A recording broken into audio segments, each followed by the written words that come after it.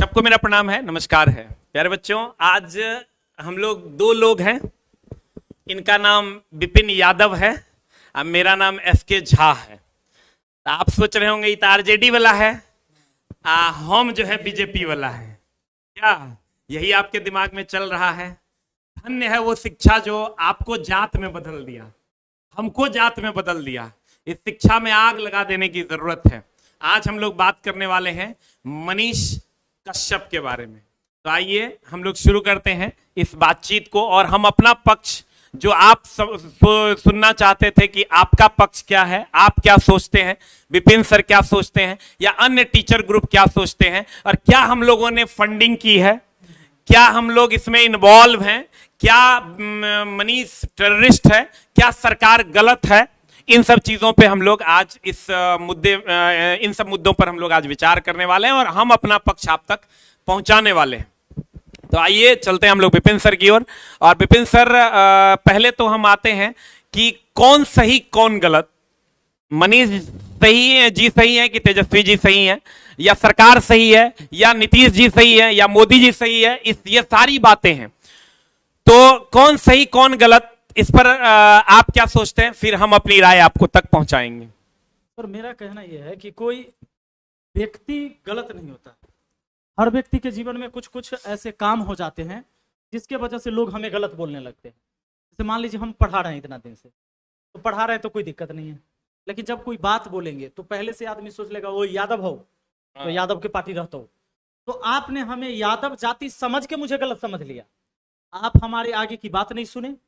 अब आप ब्राह्मण हैं, हो सकता है कि दूसरा कास्ट के लोग कहेंगे कि ओ ये ब्राह्मण हो तो ये वैसे ही बोलता हो। तो क्या है कि हम अपना जो है ना ऑब्जर्वेशन पावर, जो चीजें को खींचने की ताकत है, उसे हम पहले बंद कर देते हैं और फिर हम डिसाइड कर लेते हैं कि क्या चीजें हैं। तो कोई भी व्यक्ति अपने जीवन में बहुत सारी चीजें हम लोगों से भी होती है कि कई सारी गलतियां होती है। कई बार हम लोग सही काम करते हैं फिर भी गलतियां हो जाती है। जैसे हम पढ़ा ही रहे हैं सर बोर्ड पे, तो कभी पढ़ाते पढ़ाते मैथ, कभी सवाल गलत भी पढ़ा देते, कभी आंसर गलत निकाल लेते हैं। अच्छा, एक चीज और ध्यान रखना चाहिए किसी भी इंसान के बारे में, अगर हमसे गलती हो जाए तो गलती का माफी मांगने में कोई शर्म नहीं होनी चाहिए। और जिस व्यक्ति के अंदर अपने गलती पर माफी मांगने की ताकत है, उस व्यक्ति को दुनिया नहीं झुका सकता। 100%। आज आप मनीष कश्यप जी के बारे में देख लीजिए, दो पक्ष में लोग बटे हुए हैं, ये सच्चाई है, कोई माने या ना माने। कुछ लोग तेजस्वी यादव के सपोर्ट में हैं और कुछ लोग जो हैं मनीष जी के सपोर्ट में हैं। इन दो धारा में लोग बटे हुए हैं, पर हम लोग बीच में आके हम दोनों बातें आपको समझाते हैं, जो भी चीजें बोलते हैं। अच्छा, ये बोलने की जरूरत हमें क्यों पड़ता है? क्योंकि आप ही लोग इतना ज्यादा हम लोग को कमेंट करते हैं, मैसेज करते हैं कि अभी काहे नहीं बोल रहा है, अभी काहे नहीं बोल रहा है, अभी कहाँ मर गया है। तो मर नहीं गए, हम जिंदा हैं, जिंदा है तो बोलेंगे, और बोलेंगे तो पता चलेगा आपको बोल रहे हैं। तो इसमें क्या है कि मान लीजिए मनीष जी ही हैं, बहुत बार रिपोर्टिंग किया उन्होंने, ऐसा नहीं कि अपने पूरे जीवन में गलती ही किया। और मैं ये भी नहीं कह सकता कि उन्होंने हमेशा अच्छा काम ही किया है। कई सारी वीडियो देखने को मिला है, अगर वो गांधी जी को गाली दे रहे थे सर, मैं इसको इनकार नहीं कर सकता। तो बिल्कुल कहीं ना कहीं ये बिल्कुल गलत है, सरासर गलत है। इस चीज का समर्थन कोई भी नहीं कर सकता, ना तो भूमिहार जाति के लोग कर सकते हैं, ना राजपूत, ना ब्राह्मण, ना यादव, ना पासवान, ना कुर्मी, कोई नहीं कर सकता। क्या इस चीज का इस भारत में रहने वाला कौन व्यक्ति समर्थन करेगा कि हम गांधी जी को गाली दें? ये सारी चीजें, बहुत सारी वीडियो निकल के आती है, जितने भी चीजें। अच्छा, कभी कभी मनीष कश्यप जी, सर मैं आपको बताऊं, हमारे यहाँ एक बच्ची का बलात्कार हो गया, जो मैं कल के एक इंटरव्यू में बताया था, जो पत्रकार ने तोड़ मोड़ के उस वीडियो को कट उठ करके 13 मिनट की इंटरव्यू 9 मिनट में कर दिया, और तब उसने डाल दिया। क्यों? क्योंकि लोग एक पक्ष होकर इनके बारे में सोचे। मतलब जो एकाएक विरोध करने वाला इनका विरोध करे और सपोर्ट करने वाले को लगे कि भाई केवल हमारे लिए बोले हैं। नहीं, हम लोग सही को सही, गलत को गलत बोलेंगे। तो मनीष कश्यप जी का जब हमारे यहाँ एक बार सर, मेरे मुखिया बनने से पहले, 1 साल पहले, एक बच्ची का बलात्कार होता है मेरे गांव के बगल में, बहुत सारा आंदोलन भी हुआ था। मैं मनीष जी से पहली बार उस समय मिला था, मैंने उनको फोन किया, बुलाया, वो आए। मैं आज भी कहता हूं, मैं इस विद्या मंदिर में बैठा हूं ना, तो उन्होंने मुझसे जात पूछा था कि सर वो किस जाति के है, जिस बच्ची के साथ बलात्कार हुआ वो जाति कौन सा है, किस समूह के आते हैं, कहां से आते हैं। मैंने फोन किया, वो आए और मतलब उन्होंने आवाज उठाया। उस समय प्रशासन सुन नहीं रही थी, टाल मटोल कर रही थी, क्योंकि डायरेक्ट कोई पकड़ाया नहीं था, किसी ने देखा नहीं था, कोई गवाह भी नहीं था उस केस में। तो जब इस तरह का मतलब वहां पर आंदोलन हुआ एक, और रोड बंद किया गया, बहुत सारी चीजें हुई, प्रशासन भी जगा। जब मुद्दा जो है हाईलाइट हुआ तो प्रशासन जगा, उसके बाद धरपकड़ हुआ और जांच हुई, एक टीम गठित हुआ, उसमें पकड़ाया वो 4 रेपिस्ट आज सलाखों के पीछे है उम्र कैद में। तो मैं मनीष कश्यप के इस काम का सराहना करूं या ना करूं, आप ही लोग कह दीजिए कि नहीं, आप यादव हैं तो उस भूमिहार का समर्थन नहीं कीजिए। तो अगर ये कहते तो मैं यादव, भूमिहार, राजपूत, ब्राह्मण होने से पहले मैं एक राष्ट्रभक्त हूं, और मैं वही बात करूंगा जो इस देश के हित में, हमारे बिहार के हित में होगा। मैं उस काम का विरोध मनीष कश्यप का करूंगा जिसमें वो गांधी जी को गाली दे रहे हैं, और मैं उस काम की सराहना करूंगा जहां पर एक मजबूर पिता, जिसकी बेटी के बलात्कार करने के बाद उसकी हत्या कर दी गई, वहां पर उसने आवाज उठाई। इस काम का मैं सराहना करूंगा। मैं उस काम की सराहना करूंगा जब गरीबों की हक के लिए आवाज उठाए, लेकिन मैं उस काम का भी विरोध करूंगा कि किसी व्यक्ति का पर्सनल छवि बिगाड़ने का प्रयास करे। मनीष कश्यप हो या मेरे पिताजी हो या मेरे भाई हो, कोई भी हो, हमारे मित्र हो। और कुछ लोग हमें यह भी कहते हैं सर कि मनीष कश्यप गया था आपके चुनाव में प्रचार करने, तू भुला गया, तो अभी बोल नहीं रहा है उसके सपोर्ट में, तुम बोलो। ये भी तुम डिसाइड करोगे कि मुझे क्या बोलना है। तो भगवान ने मुझे मुंह, मुझे मस्तिष्क, मुझे आंख क्यों दिया? मनीष कश्यप जी मेरे चुनाव प्रचार में नहीं गए थे, चुनाव प्रचार में खान सर गए थे, और मनीष कश्यप जी आए थे मेरे चुनाव जीतने के बाद, और उन्होंने कहा था कि इस गांव के जनता ने एक पढ़ा लिखा उम्मीदवार चुना है, एक मुखिया चुना है, यह सराहनीय कदम है। ये बिहार के हर जगह लोगों को ये सोचना चाहिए कि पढ़ा लिखा उम्मीदवार को चुनना चाहिए। मनीष जी का ये कहना था। और मनीष जी साथ ही उस वीडियो में ये भी कहते कि सर अगर आप पंचायत के लिए अच्छा काम नहीं करेंगे तो हम आपसे भी सवाल करेंगे, और कड़े सवाल करेंगे। तो मैं इस पत्रकारिता को, जो ऐसी बातें आए पत्रकार की तरफ से, उसको मैं सैल्यूट करता हूं कि व्यक्ति कोई भी हो, चाहे उसका मित्र हो, उसका भाई हो, उसका दोस्त हो, अगर व्यक्ति निस्वार्थ होकर बात रखता है तो वो गलत बात नहीं है। बाकी आप क्या सोचते हैं, क्या कहते हैं? आपके पास भी बहुत सारे कमेंट आए होंगे, सर जरूर बताइए। जैसे बहुत सारे बच्चे कमेंट्स करते हैं कि देखो कैसे दोस्त हैं ये लोग, और दोस्त हैं भी कि नहीं हैं, और ये जो है बुरे वक्त में साथ छोड़ दिए, बहुत लोगों बच्चों का कमेंट्स आता है। अब थोड़ा सा सर हम आते हैं अपने कोचिंग में, हमारे कोचिंग में भी वो आते थे। अब किन किन मुद्दों पे, एक बार सोनू वाले मुद्दे पे आए थे, तो आप देखिए सोनू बेचारा पढ़ रहा है। एक बार हमारे कोचिंग में वो आए थे और एक लड़की जो है उसको हम पढ़ा रहे थे, लेकिन उसको रहने खाने के लिए पैसा नहीं था, तो उसको वो 18,000 रुपया 1 साल का एक ही बार दे दिए थे।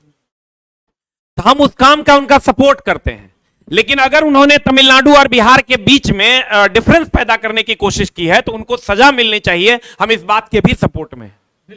अगर माननीय न्यायालय पे मामला है जी, ये माननीय कोर्ट का मामला है, हम सजा नहीं सुना सकते 100%, या आपके सजा सुनाने से नहीं होगा, ये माननीय न्यायालय का मामला है। अब हमको, आपको, सबको न्यायालय पर भरोसा करना चाहिए।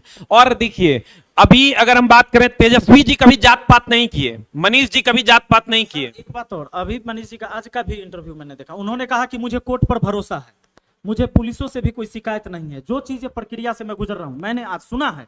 उन्होंने कहा कि मुझे भी कोर्ट पर एयरपोर्ट वाले बात में जो, तो अगर वो एक्सेप्ट कर रहे हैं इस बात को, तो हम आप क्यों नहीं करिएगा एक्सेप्ट? 100%। क्या संविधान से हम अलग होके चले? नहीं। अपना न्यायालय बना ले और अपना एक जेल बना ले कि जो जिसको सजा देना हो हम लोग दे दे अपने से। क्या ऐसे हमारा देश चलेगा? आप किसी जाति और धर्म से ताल्लुक रखते हैं, किसी पार्टी से रखते हैं, कोई दिक्कत नहीं। मैंने कभी नहीं कहा किसी को कि किसी पर्सनल फलाने व्यक्ति को तुम वोट करना, फलाने पार्टी को वोट देना, या कोई ये कहता है कि लालू यादव चारा चोर थे। मैंने तुम्हें कब कहा कि तुम ये बात नहीं बोलो? अगर किसी भी पर केस हुआ है, किसी मुद्दा पर हुआ है, या आपकी अपनी विचार है, मैंने कभी मना किया? मैं यादव हूं, कभी कहा कि तेजस्वी यादव पर सीबीआई रेड क्यों मार रही है, क्यों उनको बुला रहा है? 100%।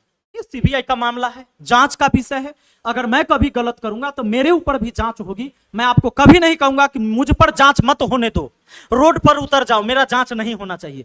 क्यों नहीं होना चाहिए? मेरा भी होना चाहिए अगर मैं गलत हूं तो। 100%।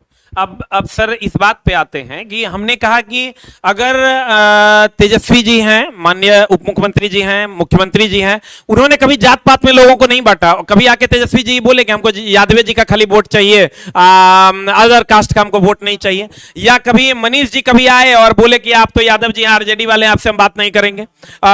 खान सर जो हैं वो मुस्लिम हैं तो हम उनसे बात नहीं करेंगे, वो तो आरजेडी वाले हो गए, वो ओबीसी के पार्टी के हो गए। या आप झा झा जी हैं तो आप बीजेपी वाले हैं, आप ही से खाली हम दोस्ती रखेंगे। तो ये ना मनीष जी कर रहे हैं, ना तेजस्वी जी, माननीय तेजस्वी जी कर रहे हैं, और ना ही माननीय मुख्यमंत्री जी कर रहे हैं। ये हम आप कर रहे हैं, और वो शिक्षा के अभाव में कर रहे हैं। ये लोग शिक्षित हैं, ये लोग ऐसा काम नहीं कर रहे हैं, ना हम कर रहे हैं, ना ये कर रहे हैं, ना माननीय उप मुख्यमंत्री जी, ना माननीय मुख्यमंत्री जी, ना मनीष जी, ना खान सर, कोई नहीं कर रहा है।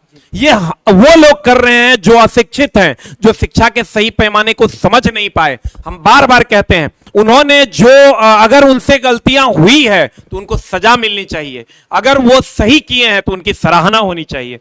तो आज समाज को दो वर्ग में नहीं बंटना है।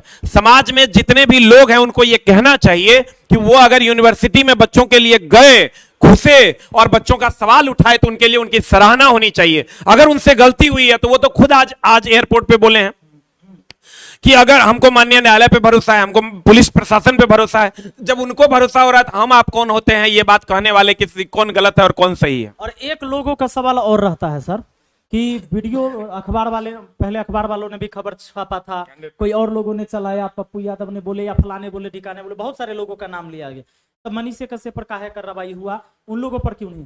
तो ये सवाल बिल्कुल प्रशासन से उठती है 100%। क्या 100%। कि अगर मान लीजिए एक ही आदमी को हम करते हैं तो ये सवाल बिल्कुल जायज है, किसी का ये नाजायज सवाल नहीं है कि अगर दोषी और लोग पाए जाते हैं तो सबको हत्थे लेना चाहिए पुलिस प्रशासन को। तो ये सवाल बिल्कुल पुलिस प्रशासन से जो आप उठा रहे हैं ये उनसे उठाइए, ना कि हमसे उठाइए या इनसे उठाइए। 100%। एक चीज का मामला और आ रहा है सर, बहुत सारे मीडिया बंधु हमारे चला रहे हैं, अलग अलग चैनलों पे ये चल रहा है कि कोचिंग माफिया इनमें इन्वॉल्व हैं, कोचिंग वालों ने इनको फंडिंग की है वगैरह वगैरह। तो मैं आपको क्लियरली बता दूं कि अगर मैंने उनको पैसा दिया है तो हमारी जांच होनी चाहिए। हम सरकार से मांग करते हैं कि हमारी जांच कीजिए। अगर विपिन सर ने पैसा दिया है तो विपिन सर की जांच होनी चाहिए। जिन गुरुजी ने पैसा दिया है अगर वो गलत तरीके से पैसा दिए हैं या उनका वो यूज गलत तरीके से किए हैं या दिए भी हैं तो उनकी जांच हो, और उसको जो न्याय में जो न्याय होना चाहिए वो न्याय पूर्वक उनको उस बात के लिए सजा दीजिए। लेकिन कृपया इन बातों को न फैलाइए कि कोचिंग वालों ने फंडिंग की है, ये गलत है। आप समझिए, जो भी कोचिंग वाले हैं वो दारू का धंधा नहीं कर रहे हैं, ड्रग्स का धंधा नहीं कर रहे हैं, गांजा का धंधा नहीं कर रहे हैं, शिक्षा पहुंचा रहे हैं और उसके बदले गुरु दक्षिणा ले रहे हैं। अगर शिक्षा इस देश में धंधा बन जाए तो उस दिन विकासशील देश को विकसित होने में 2 मिनट नहीं लगेगा। इसलिए शिक्षा को अगर बिजनेस बनाना ही है तो शिक्षा को बिजनेस बनाइए, दारू को बिजनेस नहीं बनाइए, गांजा को बिजनेस नहीं बनाइए। और ऐ मेरे प्यारे छात्रों, मेरे प्यारे भाइयों, प्यारे बुजुर्गों, शिक्षा धंधा नहीं है, शिक्षा से ही समाज का निर्माण होता है। और अगर हम लोग गलत हैं तो आइए ना, हमारी भी जांच करवा लीजिए और हमें भी जो उचित सजा होती है हम भी खुले खुले मन से आपकी सजा को कबूल करते हैं। सही बात है, बिल्कुल सही बात है। जैसे सर कहने का ये मतलब है कि बहुत सारे चैनल वाले अभी कह रहे हैं कि कोचिंग वालों ने ये सर के पास जाता था, ये सर के पास जाता था, ये लोग फंडिंग करते थे वगैरह। कितना घटिया लगता है ये वर्ड सुन के, फंडिंग। हम तो खुलेआम कह रहे हैं अगर मैंने 1 रुपया भी मनीष जी को दिया होगा तो हम 10 साल की सजा भुगतने के लिए तैयार है। सेम कंडीशन इनका। बिल्कुल बिल्कुल बिल्कुल बिल्कुल। तो इन सब चीजों को गलत तरीके से नहीं परोसना चाहिए। एक बार फिर से हम कहते हैं मेरे दोस्त, जो पढ़े लिखे लोग हैं, चाहे हम हैं या सर हैं या मनीष जी हैं या माननीय उप मुख्यमंत्री जी हैं या मुख्यमंत्री जी हैं, ये या प्रधानमंत्री जी हैं, इन लोगों ने कभी जात में नहीं बांटा किसी को। जात में हम खुद बटे हुए हैं, इसलिए क्योंकि हमारे अंदर शिक्षा का अभाव है। हम लोग कब शिक्षित होंगे? और जब हम लोग शिक्षित हो जाएंगे तो हम लोग जात में बांटना बंद कर दें। और शिक्षक का कोई जाति होता है सर, शिक्षक का कोई जाति होता है क्या? हमारे पास जो लोग आते हैं हम कहते हैं कि हम अपनी जाति के लोगों को पढ़ाएंगे, लेकिन हमारे पास वो बच्चे आते हैं जो ये कहते हैं कि सर आप भी झाजी हैं, हम भी झाजी हैं, हमारा फीस कम कर दीजिए। सर के पास जाते हैं, कहते हैं आप भी यादव जी, हम भी यादव जी हैं, मेरा फीस कम कर दीजिए। तो मेरे दोस्त, आप जाति में बांटते हो अपने आप को, इसको बांटना बंद करो। आप शिक्षित हो, आप समाज का आईना बनने जा रहे हो, इसलिए किसी भी प्रकार की जाति व्यवस्था से आप लोग अलग हटिए। और हम ये नहीं कहते कि आप किसी को अंधभक्त के तरीके से सपोर्ट कीजिए। अगर वो सही है तो सपोर्ट कीजिए, अगर गलत है तो विरोध कीजिए। बिल्कुल बिल्कुल सही बात है सर।